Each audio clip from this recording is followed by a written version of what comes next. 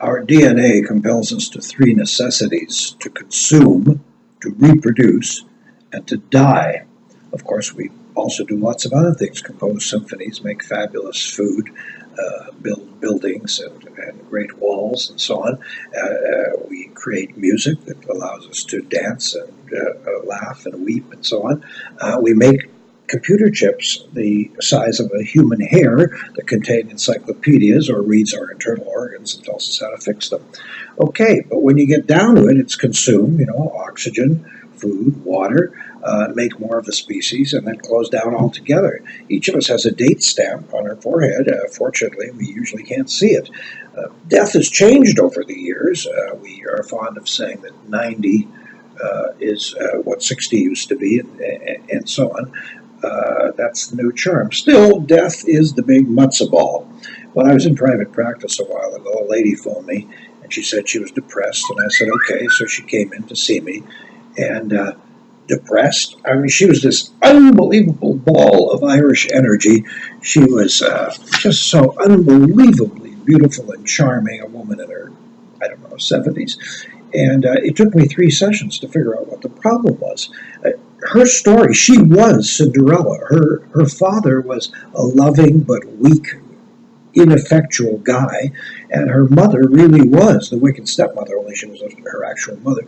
And she actually did have her clean out the fireplace, but they grew up in rural Ireland. And she spent all of her time telling this girl, you'll never amount to anything, you're stupid, and so on. Now, fortunately, a knight in shining armor came along and rescued her, and they fell in love, and she became a nurse, and they had a wonderful life together. They had a son. Eventually, they moved to Canada, and then her husband got sick, and she nursed him, and he died. And it took me several weeks, but I finally got it, and I said, because her energy was so positive, what's she talking about, depressed? So I said, okay, let's talk about Edward's funeral. You made the sandwiches, didn't you? Well, of course, dear. Who else would do that? And you arranged all the chairs, and you did everything. Well, absolutely. Somebody's got to step up to the plate, don't they? Right. But what you didn't do, really, is grieve.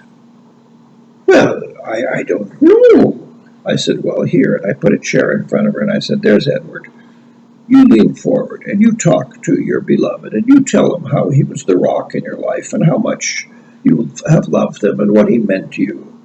So she did, and she wept and she wept and she talked to him. And then I said, now you say goodbye and you let him go and tell him he'll always be in your heart and you'll think of him every morning and you'll dedicate your days to him and so on.